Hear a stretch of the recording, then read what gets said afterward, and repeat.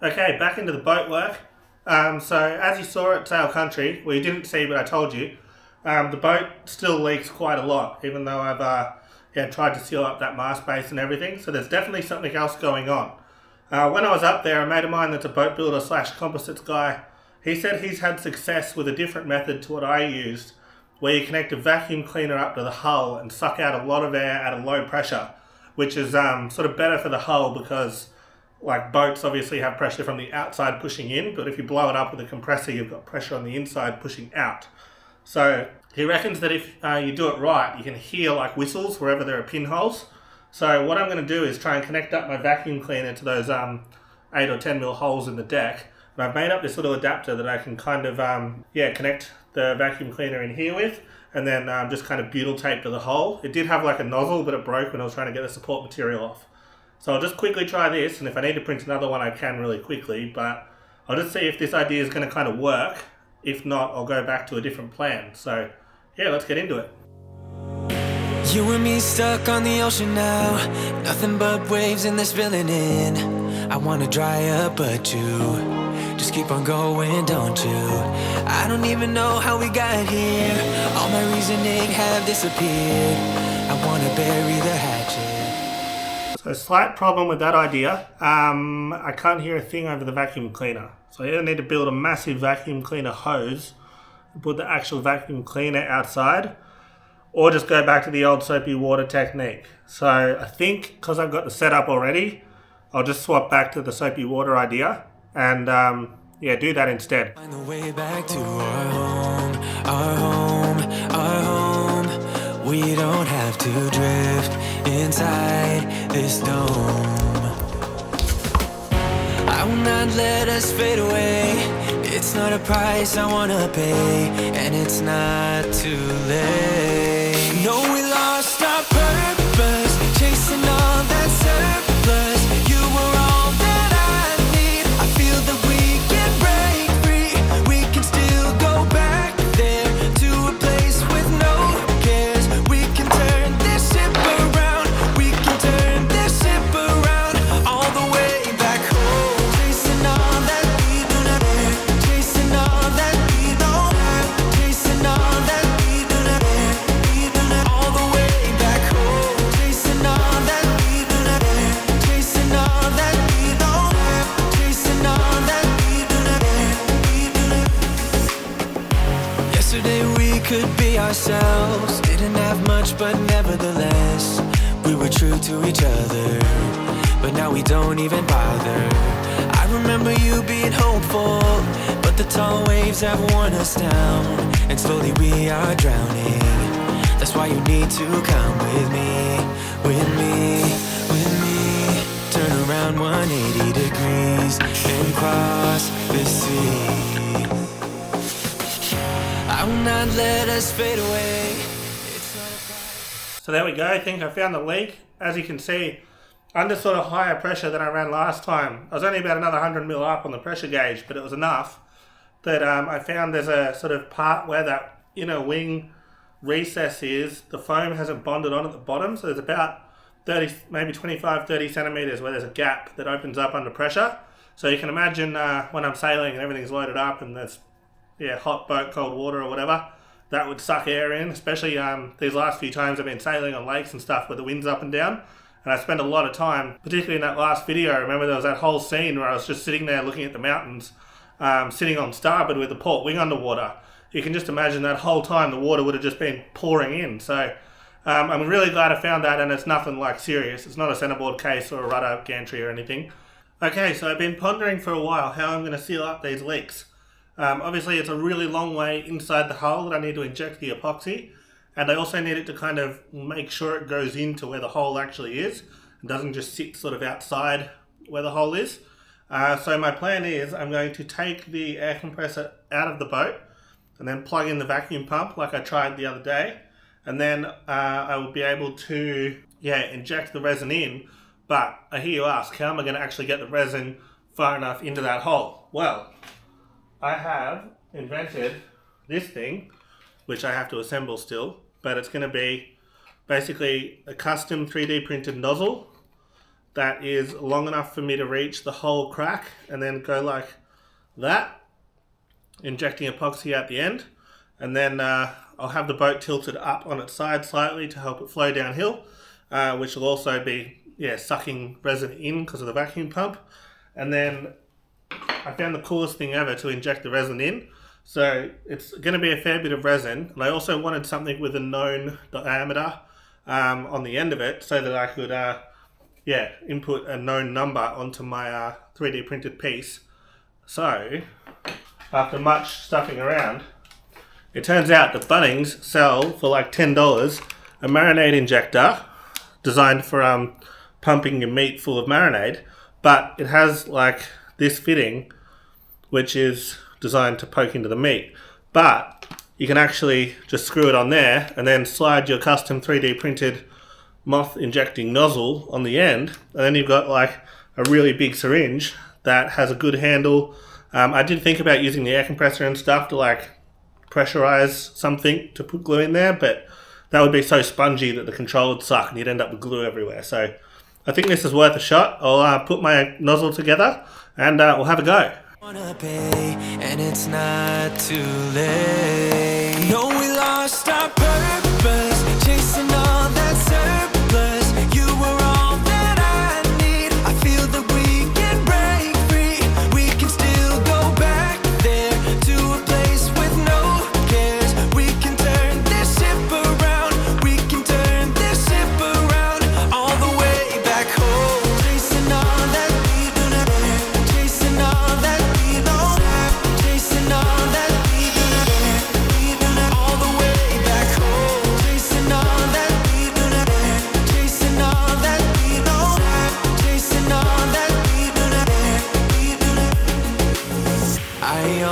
knew we could do so many great things. So believe in me, I believe in you, and I just feel that this will be an upswing. So hear me out. No, we lost our purpose, chasing all that surplus. You were all that I need. I feel that we can break free. We can still go back there to a place with no cares. We can turn this ship around. We can turn this ship around all the way back home. Chasing all that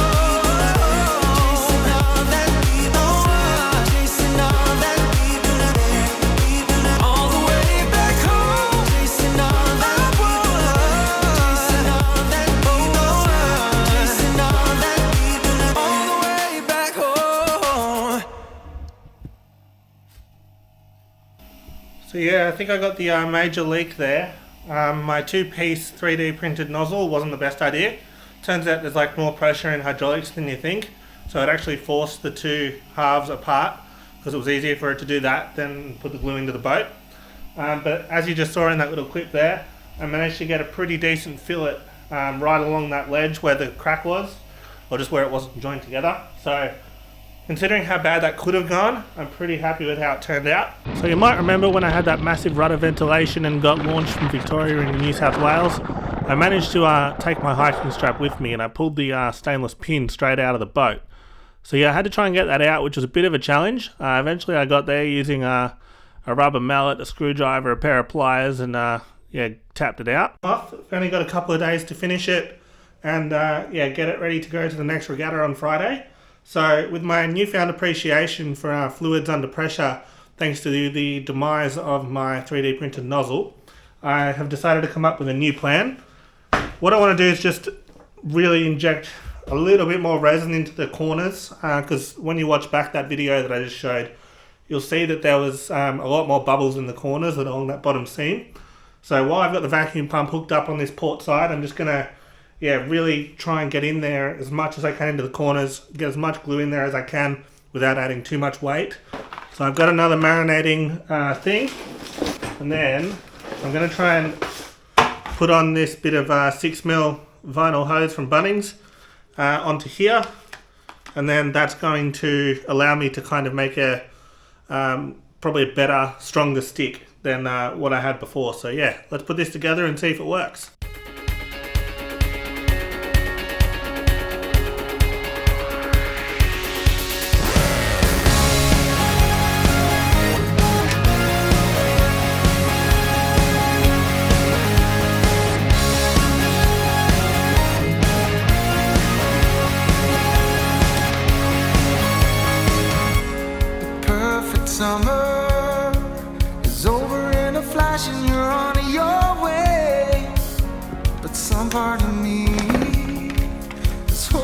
tonight, it's not too late.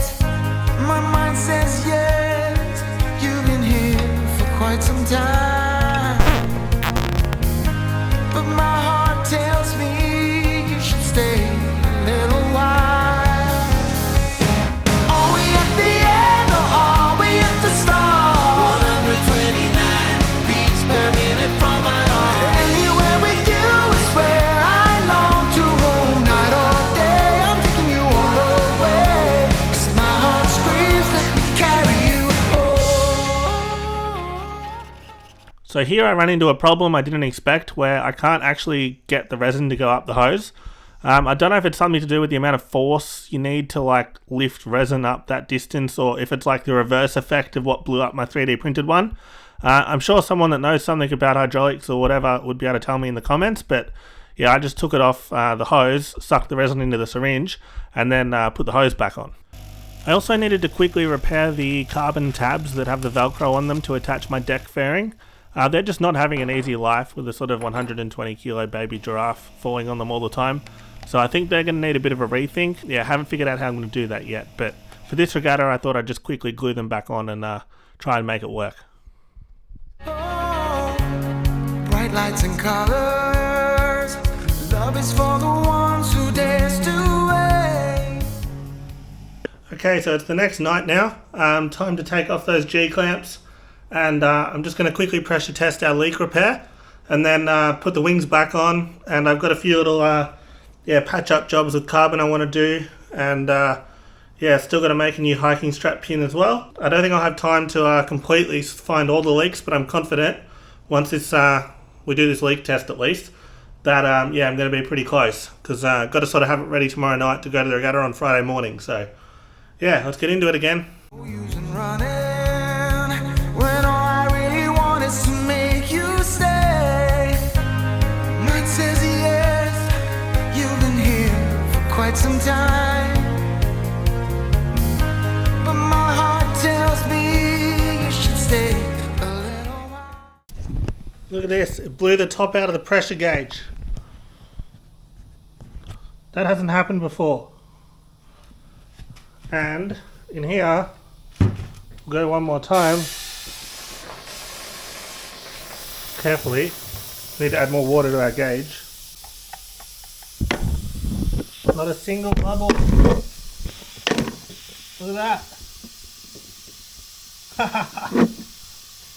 Slide one up there. That looks like. So that one's on the top side. It's nowhere near what it was. Like all of that was leaking before. So I think I'll just run with that. Obviously I've got like 94% of it. Enough to blow the top out of the pressure gauge anyway, so that's a much better improvement. Still got a heap of little fiddly boat things to do to get this thing ready to sail. A little bit more laminating to go. So yeah, I'll chuck the wings back on and get it off these toolboxes so I have my tools back. And then start doing more fun stuff. Are we at the end or are we at the start? 129 beats per minute from my heart. Anywhere with you is where I long to roam. Night or day, I'm taking you all the way. 'Cause my heart screams, let me carry you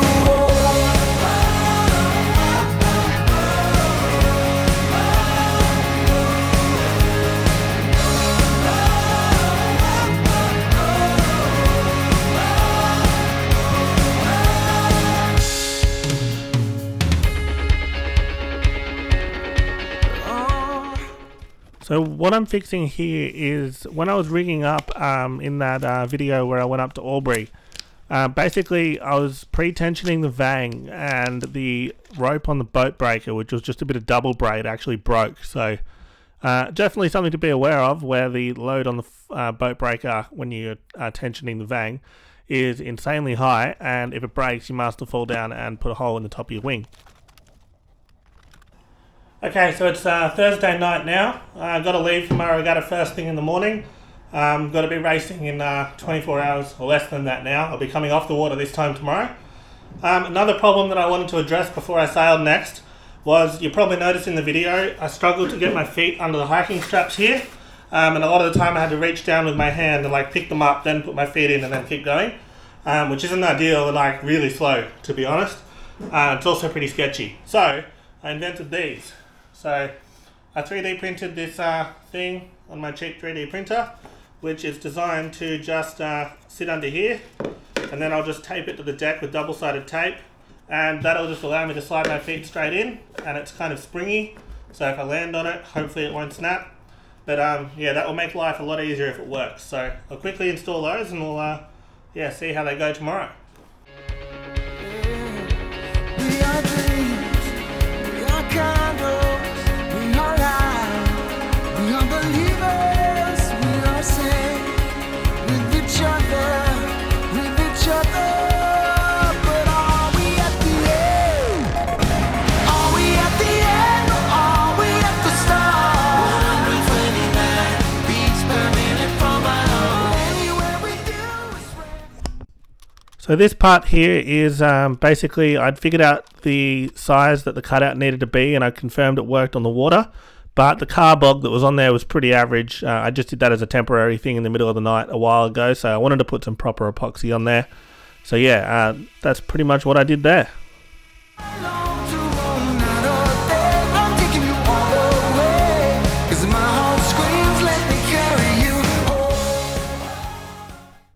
So this is a job that I've been putting off for a bit, but as you saw in the last video, I really needed to do it. So basically I couldn't get enough boom vang on because that lever I'd added a while ago was preventing the purchase system from being long enough. So I just had to yeah, get my little multi-tool out and yeah, cut it off.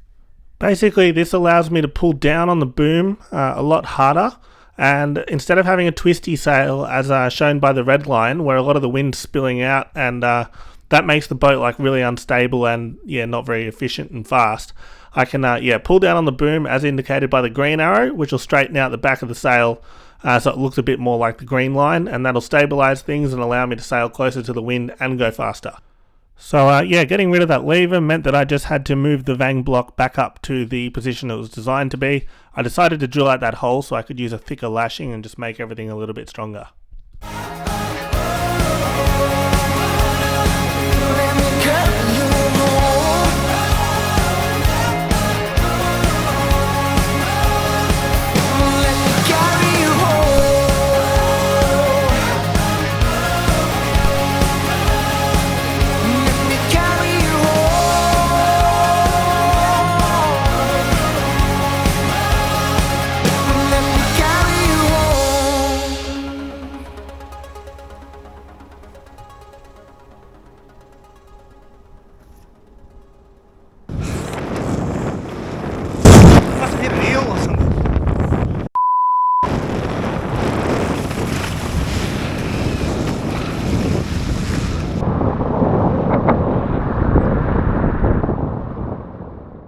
Hello, I hope you liked that video. One more thing, I've had a few people I've heard sort of want to send me Bunnings vouchers and stuff to support the channel, and anything like that's greatly appreciated. While this is a budget sailing channel, all these trips to Bunnings and the sheer amount of iced coffee I'm drinking to finish these videos is quite expensive, and obviously everything's expensive at the moment.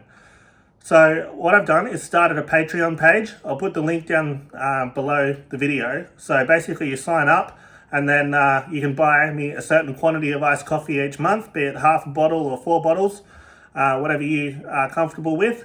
The exclusive benefits for the Patreons are absolutely nothing. So all you get is the satisfaction of knowing that you're supporting the channel. I started this channel because I thought if YouTube existed in 2005 when I was in primary school, what would I have watched after school? So back then I used to go on rowanveal.com and watch like 12-second footage that you downloaded as like an MP4 of like moths flying along like bow up. And these days I thought there wasn't really yeah, anything like that for sort of young up and coming sailors, or even adults that are interested in the sport. Like if you're into cars, you could watch Mighty Car Mods. If you're into motorbikes, you can go and watch that Adam Riemann guy. Like there's so many people doing everything in every other sport.